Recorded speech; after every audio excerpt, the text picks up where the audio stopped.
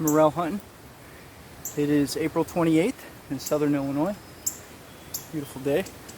Just came across my first patch, so I thought I'd share it with you. Bike path is a great spot. Keep that in mind.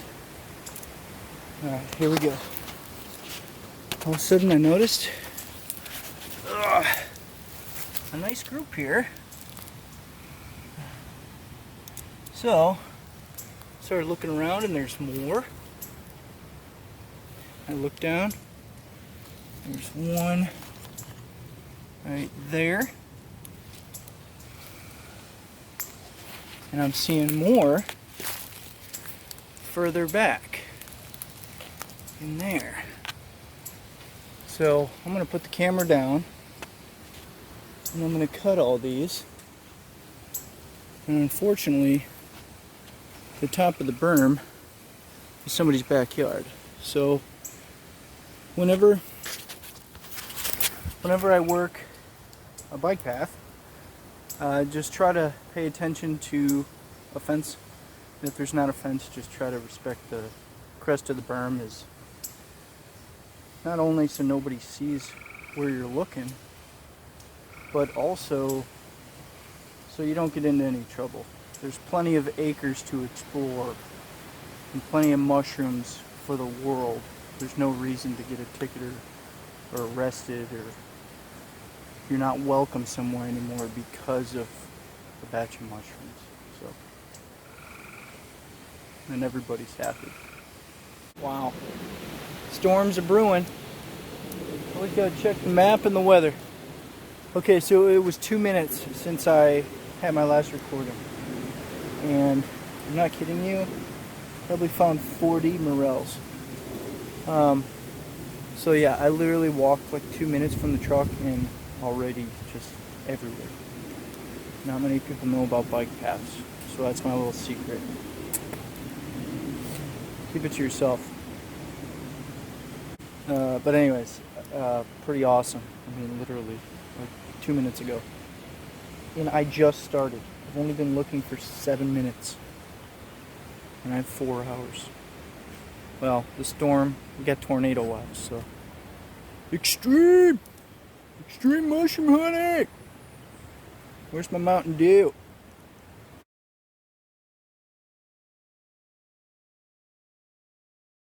Okay, so I had something on my mind, and I wanted to put it on film. And that is,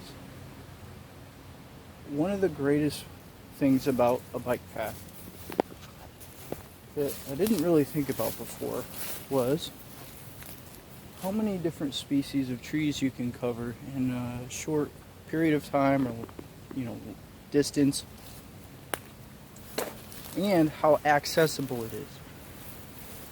It is so nice to be able to, even if you don't have like rubber boots, you can come out here in hiking shoes. I mean, I don't, but you could. I mean, you could bike ride, literally. Act like you're not doing anything, so nobody sees what you're doing. You can bike ride and just stare out of the corner of your eye until you spot one. I mean, you could cover miles along these things. A lot of them are old railroads, and with the rocks, the way that they breathe, I don't know. It doesn't hold a ton of water. It all runs off into these little ditches, but even the ditches have a ton. It's just the right amount of moisture.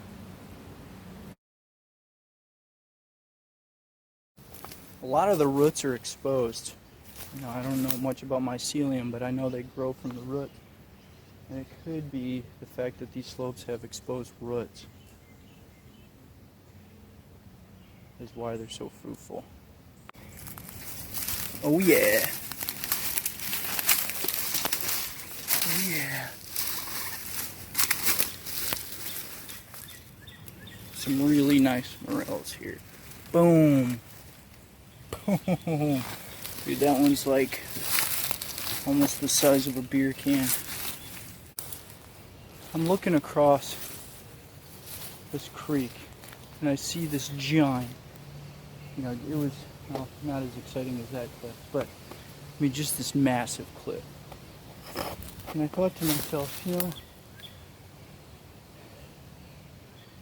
I don't think I would worry about the danger when it comes. I mean, when I come out morel hunting, I don't think there's been one time where I was like, yeah, I don't know, it's too dangerous. Morel hunting brings out something in you. It just pushes you, drives you. Maybe I'm just passionate about it. I don't know. I mean, I am a thrill seeker, devil dog, you know. I have no fear, but it's funny that morel hunting brings out a bravery.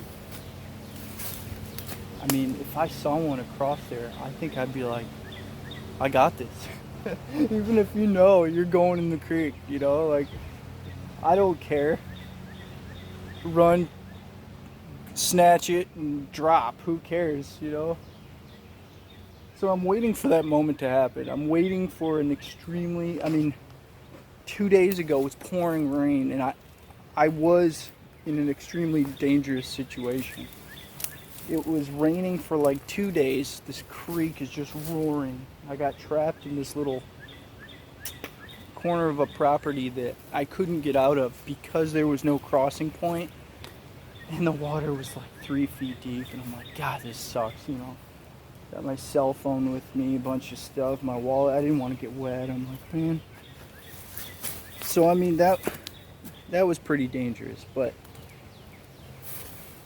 nothing like, I mean, I found a log to like climb around, and okay, that was pretty sketchy, you know, but I'm waiting for a real extreme moment, you know, but it's pretty awesome, you know, it pushes you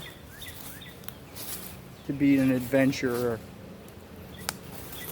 For those of us that can't afford to go on week-long backpacking trips to Colorado or Canada or Alaska, you know, the bike path is it. So I was talking to this guy, and we were saying how, you know, they're always on slopes, and you never find them in like a flat area. And I was thinking, yeah, whenever I go out looking in the woods, and I have dreams of this, I'm not kidding. You dream of the honey hole, a tree with, you know, 1,000,000 morels, or 100, whatever. Shoot, even 20. But every time I find them, they're on a slope. And maybe I will just never have the honey hole. But the bike path, I think of it as a honey line, you know, if that's a thing. Or maybe I shouldn't use the word honey, you know. Maybe, you know, a gold mine. Ooh, a trail of gold. Yeah.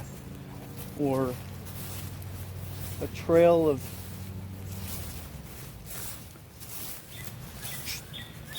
treasure trail. That's treasure trail. A trail of treasures. A trail of goods. I'll think of something. The mushroom mile. That sounds like a running event. Oh, that could be a running event.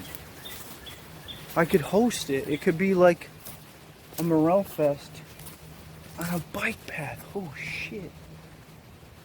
These are $1 million ideas I can't share on YouTube. No, really, everybody. Share the idea. Knowledge is worth sharing. And I think that's what makes us human. We have the ability to communicate with each other, not like any other species in the world. I mean, they communicate, but we're smart. We can adapt and overcome. But we also unite and congregate and worship, and I think that would be a great idea. Everybody, host your own, what did I call it? Oh, mushroom mile? Mushroom mile. Morel mushroom mile.